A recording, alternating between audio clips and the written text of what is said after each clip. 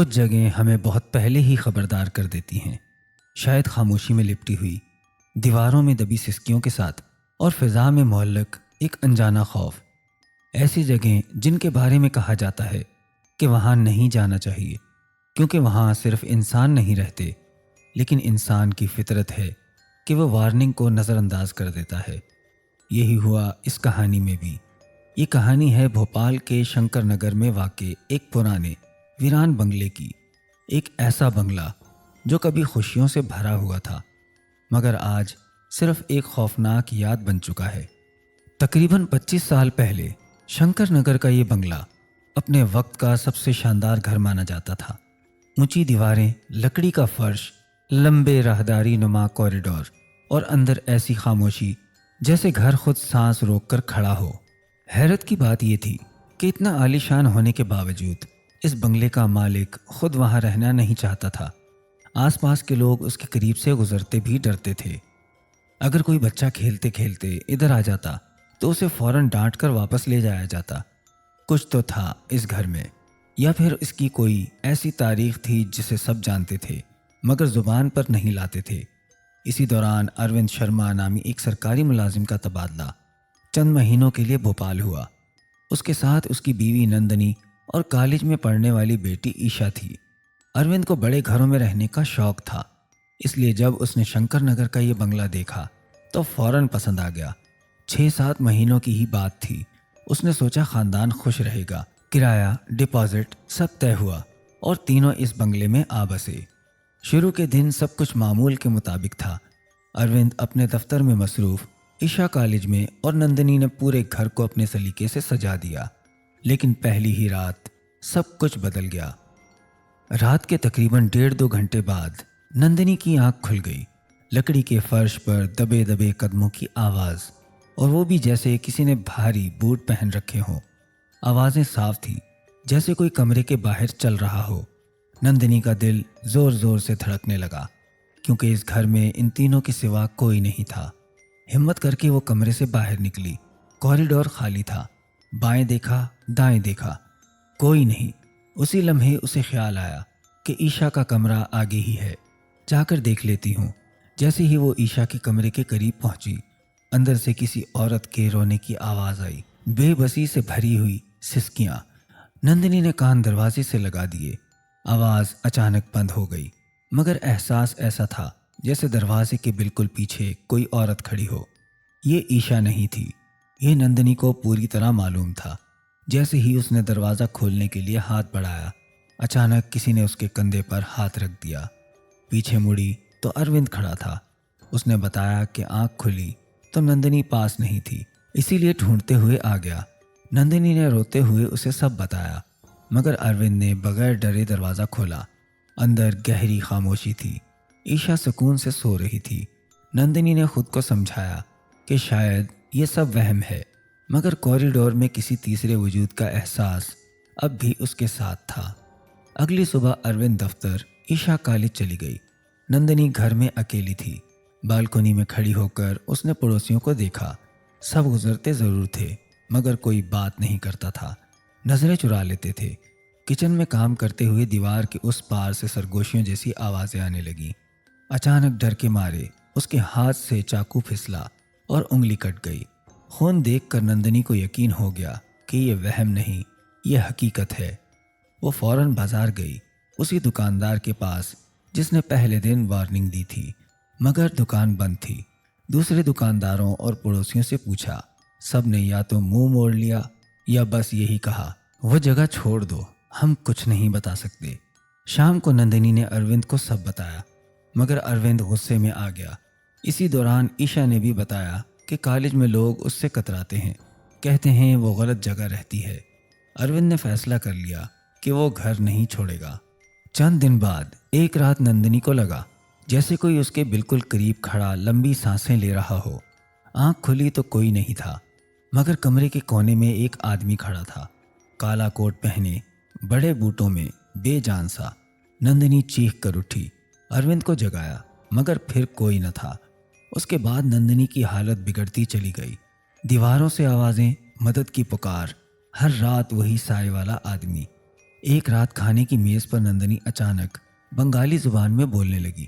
اروند کو کچھ سمجھ نہ آیا۔ کچھ دن بعد وہ آدھی رات کو اٹھ کر دیوار کے کونے میں کھڑی ہو جاتی ہے، جیسے کسی سے بات کر رہی ہو۔ اب اروند ٹوٹ چکا تھا۔ وہ اسی دکاندار کے پاس گیا۔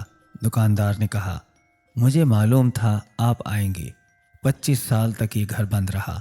اس سے پہلے یہاں ایک میاں بیوی رہتے تھے۔ مرد اپنی بیوی کو روز مارتا تھا۔ ایک دن غصے میں اس نے اسے زندہ دیوار میں چنوا دیا۔ عورت کی چیخیں آتی رہیں یہاں تک کہ وہ مر گئی۔ بعد میں مرد نے بھی خودکشی کر لی۔ تب سے ان کی روحیں یہاں بھٹک رہی ہیں، لوگوں کو اندر بلانے کے لیے۔ اروند نے فوراً پنڈت بلائے۔ نندنی مختلف زبانوں میں بول رہی تھی، جیسے اس کے اندر کئی روحیں ہوں۔ طویل رسومات کے بعد اسے اس گھر سے باہر نکالا گیا۔ اروند، نندنی اور ایشا نے بنگلہ چھوڑ دیا۔ گھر کو منتر، تعویذ اور تالوں سے بند کر دیا گیا۔ آج بھی جو اس بنگلے کے پاس سے گزرتا ہے، اسے اندر سے چیخوں کی آوازیں آتی ہیں، آزادی کی بھیک مانگتی ہوئی۔ مگر لوگ جانتے ہیں اندر جانا موت کو دعوت دینا ہے، کیونکہ جہاں کسی نے ناحق جان لی ہو وہ گھر کبھی خالی نہیں ہوتا۔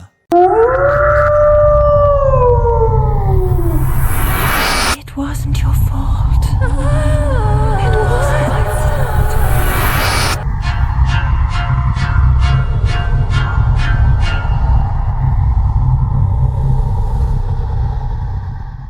السلام علیکم دوستو، خوفناک کہانیوں کے چینل پر آپ کو خوش آمدید کہتے ہیں۔ کہا جاتا ہے کہ جب ہم ان مخلوقات کا ذکر کرتے ہیں تو وہ بڑی دلچسپی سے قریب آ کر سنتی ہیں۔ خوف زدہ نہ ہو، آیت الکرسی پڑھیں اور چلیں آج کی کہانی کی طرف۔ یہ واقعہ اس وقت کا ہے جب ہم نئے سرکاری کوارٹر میں منتقل ہوئے۔ یہ مکانات انگریزوں کے زمانے کے بنے ہوئے تھے، یعنی ہجرت سے بھی پہلے کے۔ جب ہم نئے گھر میں شفٹ ہوئے تو میں بہت خوش تھی۔ میرے 2 بچے ہیں اور میں اپنے شوہر راہل اور بچوں کے ساتھ اس گھر میں آئی۔ یہ کوارٹر ایسی جگہ پر تھے جہاں آس پاس جھاڑیاں، جنگل، کیچڑ اور چھپڑ تھے، اور رات کے وقت وہاں عجیب سا خوف چھایا رہتا تھا۔ سردیوں کا موسم تھا، مگر گھر میں قدم رکھتے ہی مجھے ایک انکہی سی بے چینی محسوس ہوئی۔ عمارت بہت پرانی تھی اور کمروں سے ماضی کی بھاری سی فضا ٹپکتی محسوس ہوتی تھی۔ ہمیں اندازہ نہیں تھا کہ یہاں ایسے واقعات پیش آئیں گے جن کا تجربہ میں نے کبھی نہیں کیا تھا۔ شفٹنگ کے بعد تقریباً 1 ہفتہ سب ٹھیک رہا، مگر پھر ہمارے ساتھ عجیب و غریب ماورائی سرگرمیاں شروع ہو گئیں۔ یہ بتانا ضروری ہے کہ میرے شوہر غیر معمولی طور پر خوبصورت ہیں۔ یہ بات اس لیے کہہ رہی ہوں کہ اس کا تعلق ہونے والے واقعات سے ہے۔ شادی کے بعد بھی میں نے محسوس کیا جب ہم ساتھ ہوتے تو لوگوں کی نظریں اکثر ان پر ٹھہرتی تھیں۔ یونیورسٹی کے دنوں میں بھی یہی دیکھا تھا کہ کچھ لڑکیاں ان کے پیچھے رہتی تھیں۔ بہرحال وہ مجھ سے بے حد وفادار ہیں، اس لیے مجھے کبھی فکر نہیں ہوئی، مگر یہ گمان بھی نہ تھا کہ کوئی غیر مرئی مخلوق ان کے پیچھے پڑ جائے گی۔ گھر میں آئے 1 ہفتہ گزرا تھا کہ راتوں میں کچھ عجیب ہونے لگا۔ ہم کمرے میں سوتے تو محسوس ہوتا جیسے کوئی ہلکی سی آنچ سلگ رہی ہو۔ حالانکہ سردیوں کی راتیں تھیں، پنکھے بند ہوتے اور ایسا سناٹا کہ ذرا سی آہٹ بھی صاف سنائی دیتی۔ ہمارے کمرے میں ایک کھڑکی تھی، اس سے جھانک کر دیکھتے تو باہر کچھ دکھائی نہ دیتا۔ شروع میں ہم نے سب وہم سمجھ کر نظر انداز کیا۔ کئی بار یوں بھی ہوا کہ چھت پر کسی کے بھاری قدموں کی آواز آتی، جیسے کوئی چل رہا ہو۔ صحن سے اوپر مضبوط سیڑھیاں جاتی تھی، مگر اوپر جا کر دیکھتے تو کوئی نہ ہوتا۔ ایک رات میں اور میرے شوہر بستر پر سو رہے تھے کہ اچانک کمرے میں ہلکی سی آہٹ نے میری آنکھ کھول دی۔ چاروں طرف اندھیرا تھا، بچے دوسرے کمرے میں سو رہے تھے۔ بستر کے پاؤں کی طرف سامنے ڈریسنگ ٹیبل تھا جس میں بڑا سا آئینہ لگا تھا۔ اسی آئینے میں مجھے ایک عورت نظر آئی۔ وہ میرے شوہر کے سرہانے کھڑی تھی اور بڑی گہری نظر سے انہیں دیکھ رہی تھی۔ میرے شوہر گہری نیند میں تھے۔ وہ عورت غیر معمولی حد تک حسین تھی، جیسے حسن کی کوئی حد نہ ہو۔ یہ سب دن میں کبھی نہیں ہوتا تھا، بس رات کے ایک مخصوص وقت پر ہی یہ سلسلہ شروع ہوتا۔ آہستہ آہستہ وہ ہمیں تنگ کرنے لگی۔ اکثر راتوں کو گھر کی گھنٹی بجتی، مگر دروازہ کھولنے پر گلی سنسان ملتی، کوئی بھی نظر نہ آتا۔ ایک دن میرے شوہر گھر پر نہیں تھے، میری طبیعت سخت خراب تھی۔ میں نے فون پر کہا کہ آتے ہوئے ہوٹل سے سالن اور روٹیاں لے آئیں، آج کھانا بنانے کی ہمت نہیں۔ وہ ابھی نکلے ہی تھے کہ شام ڈھلنے لگی۔ ہماری بیرکس میں چند ہی گھر تھے اور بچوں کی اکثریت قریب کے گراؤنڈ میں کھیلنے گئی ہوئی تھی، اس لیے گلی بالکل ویران تھی۔ میں گھر میں اکیلی تھی، بچے بھی باہر تھے کہ اچانک پھر گھنٹی بجی۔ اس آواز سے میں چونک گئی کیونکہ یہ عام سی گھنٹی نہیں تھی۔ وہی پراسرار بھاری سی آواز جو اکثر ہمیں بے وجہ چونکا دیا کرتی تھی۔ جس انداز سے وہ گھنٹی بجاتی تھی اس میں ایک خاص سی پہچان تھی۔ بالکل ویسے ہی اس دن بھی گھنٹی بجی۔ دل ہی دل میں گھبرا سی گئی۔ میں نے طے کیا کہ اگر دوبارہ گھنٹی بجی تو جا کر دیکھوں گی۔ میری ایک پرانی عادت تھی کہ میں دروازہ کھولنے سے پہلے ضرور پوچھتی تھی کون ہے، چاہے اپنے ہی گھر میں کیوں نہ ہو، حتیٰ کہ اگر میرے شوہر بھی آ جائیں پھر بھی میں ایک بار پوچھتی ضرور تھی، محض احتیاط کے طور پر۔ میں نے آواز دی، کون ہے؟ دوبارہ گھنٹی بجی تو پھر پوچھا، کون ہے؟ سامنے سے کوئی جواب نہ آیا۔ میں نے تیسری بار بھی پوچھا مگر خاموشی ہی رہی۔ میں وہیں کھڑی رہی اور دل میں سوچا کہ اب اگر گھنٹی دوبارہ بجی تو میں فوراً دروازہ کھول کر دیکھوں گی کہ آخر ہے کون۔ اچانک گھنٹی پھر بجی۔ میں تیزی سے بھاگی، دروازہ کھولا تو دیکھا کہ ایک عورت تھی جو بھاگتی ہوئی گلی کے کونے کی طرف گئی اور وہاں اس دیوار کے پیچھے چھپ گئی جہاں ہمارا گھر ختم ہوتا تھا۔ حیرت کی بات یہ تھی کہ دروازے سے اس کونے تک کا فاصلہ خاصا زیادہ تھا اور میں نے اتنی دیر بھی نہیں لگائی تھی کہ وہ اتنی جلدی وہاں پہنچ جائے۔ یہ منظر میرے لیے ناقابل یقین تھا۔ اس وقت تک میں نے اس واقعے کو اس عورت سے نہیں جوڑا تھا جسے میں نے آئینے میں دیکھا تھا۔ دونوں واقعات الگ الگ لگ رہے تھے مگر دونوں ہی حد درجہ عجیب تھے۔ میں یہ بھی بتا دوں کہ ہمارے پاس ایک پرانی مہران تھی جسے ہم خاص موقع پر استعمال کرتے تھے، یا تو کسی کام سے باہر جانا ہوتا یا کہیں گھومنے کا پروگرام بنتا، ورنہ وہ گاڑی اکثر گھر کے باہر ہی کھڑی رہتی۔ میرے شوہر کا دفتر قریب تھا، وہ پیدل بھی جا سکتے تھے مگر زیادہ تر موٹر سائیکل پر ہی جایا کرتے تھے۔ ایک بار میرے شوہر کسی دوست کی دعوت میں گئے اور وقت پر واپس بھی آ گئے۔ اگلے دن محلے کی ایک عورت نے مجھ سے بڑے عام سے انداز میں پوچھا، باجی کل رات کہاں گئی تھی؟ میں نے کہا میں تو کہیں نہیں گئی۔ وہ بولی، رات کو بھائی کے ساتھ گاڑی میں نہیں بیٹھی تھی؟ میں نے خود دیکھا تھا، گاڑی آپ کے دروازے پر رکی، آپ اندر گئیں، پھر بھائی نے گاڑی پارک کی اور وہ بھی اندر آ گئے۔ اس وقت میں نے بات کو گھما دیا کیونکہ اگر میں انکار کرتی تو بات میرے شوہر پر جا سکتی تھی اور لوگ طرح طرح کی باتیں بنانے لگتے۔ اندر ہی اندر مجھے اندازہ ہو چکا تھا کہ معاملہ کچھ اور ہی ہے۔ میں نے اپنے شوہر سے صاف صاف پوچھا، کیا تم نے بھی کچھ محسوس کیا ہے؟ مجھے کچھ دنوں سے اس گھر میں عجیب سرگرمیاں لگ رہی ہیں۔ ان کی آنکھوں میں ایک عجیب سی کیفیت تھی، جیسے وہ کچھ چھپا رہے ہوں، کہنا چاہتے ہوں مگر کہہ نہ پا رہے ہوں۔ میں نے کہا، دیکھو ہمارے بچے چھوٹے ہیں، مجھے یہاں کچھ ٹھیک نہیں لگ رہا، اگر تم نے کچھ دیکھا ہے تو مجھے بتاؤ۔ تب انہوں نے آہستہ سے اپنی شرٹ اٹھائی اور دکھایا۔ ان کے جسم پر ناخنوں کے نشان تھے۔ وہ بولے، مجھے نہیں معلوم یہ کہاں سے آتے ہیں مگر جب نیند سے جاگتا ہوں تو یہ تازہ ہوتے ہیں۔ کافی عرصے سے اس گھر میں میرے ساتھ یہ سب ہو رہا ہے مگر میں تمہیں اس لیے نہیں بتا رہا تھا کہ تم ڈر جاؤ گی۔ تب ساری کڑیاں مل گئیں۔ کچھ تو تھا جو ہمارے ساتھ بھی تھا اور ہمارے گھر میں بھی۔ سردیوں کی ایک رات تھی، تیز اور طوفانی بارش ہو رہی تھی اور سردی اپنی انتہا پر تھی۔ جیسا کہ آپ جانتے ہیں سردیوں کی بارش میں ٹھنڈ اور بڑھ جاتی ہے۔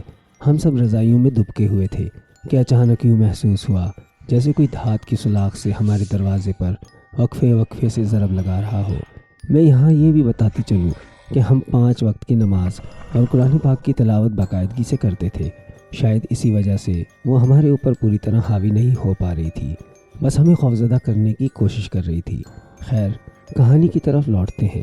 رات کے سناٹے میں وہ دھاتی آواز ہمارے دروازے پر بار بار سنائی دے رہی تھی، ہلکی ہلکی ضربیں مگر اتنی قریب اور واضح کہ دل دہل جائے۔ وہ آواز عام نہیں تھی، خوف پیدا کرنے والی تھی۔ ہم سب نیند سے چونک کر جاگ اٹھے، میں، میرے شوہر راہل اور ہمارے بچے، جنہیں ہم اب اپنے ساتھ ہی سلایا کرتے تھے کیونکہ جب سے یہ واقعات شروع ہوئے تھے ہم کسی کو اکیلا نہیں چھوڑتے تھے۔ بچے گہری نیند میں تھے مگر میں اور راہل ایک دوسرے کا چہرہ دیکھ رہے تھے کیونکہ یہ آواز نہ تو کسی درخت، پودے یا شاخ کے ٹکرانے جیسی تھی، نہ ہی کسی عام چیز کی۔ ایسا محسوس ہو رہا تھا جیسے کوئی خاص طور پر لوہے کی سلاخ سے ہمارے دروازے پر ضرب لگا رہا ہو۔ باہر موسلادھار بارش، اس کے ساتھ گرج چمک اور اندھیرا، سب کچھ مل کر فضا کو حد درجہ خوفناک بنا رہا تھا۔ بجلی جا چکی تھی، ہم نے موم بتی جلائی، کمرے میں مدھم سی روشنی پھیل گئی۔ راہل نے کہا، میں جا کر دیکھتا ہوں، مگر میں نے فوراً منع کر دیا۔ پہلے ہی حالات ٹھیک نہیں تھے۔ یہاں میں یہ بات بتانا بھول گئی کہ ان ابتدائی ماورائی سرگرمیوں کے بعد راہل نے اپنے دفتر میں کوارٹر بدلوانے کی درخواست دے دی تھی مگر سرکاری عمل میں وقت لگتا ہے۔ انہوں نے مجھے سمجھایا کہ اللہ کی عبادت کرو، نماز اور ذکر میں لگے رہو۔ یہ چیزیں ہم پر اثر نہیں کر سکتی، بچے چھوٹے ہیں، ہمیں بھی ڈر لگتا ہے، مگر میں نے درخواست ڈال دی ہے، انشاءاللہ جلد نیا کوارٹر مل جائے گا۔ پھر وہی بات دہراتے ہوئے انہوں نے کہا کہ اگر ہم ڈر جائیں گے تو یہ چیزیں اور حاوی ہو جائیں گی، اس لیے مقابلہ کرنا چاہیے کیونکہ اللہ کی طاقت سب سے بڑی ہے۔ راہل نے ذکر شروع کیا اور پھر کمرے سے باہر نکلے۔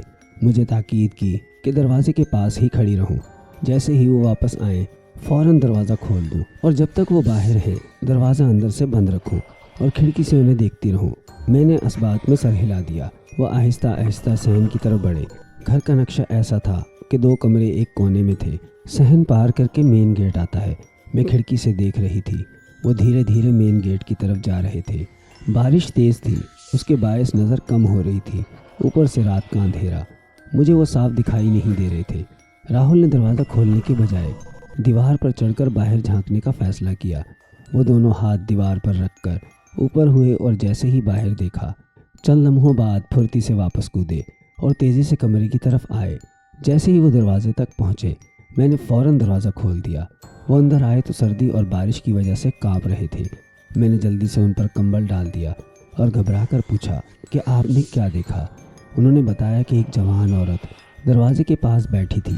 اس کے ہاتھ میں بھاری دھات کا بنا ہوا ایک کٹورا تھا جسے وہ دروازے پر مار رہی تھی۔ پہلے لمحے کو لگا شاید کوئی فقیر ہو، مگر ایسی سردی اور طوفانی بارش میں فقیر کا ہونا ممکن نہیں تھا۔ جب میں نے اوپر سے جھانک کر دیکھا تو اس کی آنکھوں کا سامنا مجھ سے ہوا اور وہ لمحہ میرے لیے قیامت بن گیا۔ اس کی آنکھوں سے سرخ روشنی نکل رہی تھی، ایک عجیب اور انتہائی خوفناک منظر جس نے مجھے بری طرح ہلا دیا۔ وہ رات بھی کسی طرح گزر گئی۔ راہل نے دفتر میں اپنی درخواست کے معاملے میں تیزی دکھانی شروع کر دی تاکہ عمل مکمل ہو اور ہمیں جلد نیا کوارٹر مل جائے۔ ہمارے پاس اتنے وسائل نہیں تھے کہ کسی آباد علاقے میں پرائیویٹ گھر کرائے پر لے سکیں، کیونکہ اس کے لیے ایڈوانس بھی دینا پڑتا تھا۔ ہم ایک متوسط خاندان سے تعلق رکھتے تھے، مگر اگر خدا نخواستہ کوئی گھر نہ ملا تو یہی ہمارا آخری حل تھا کہ کسی آباد علاقے میں عام لوگوں کے درمیان رہائش تلاش کی جائے۔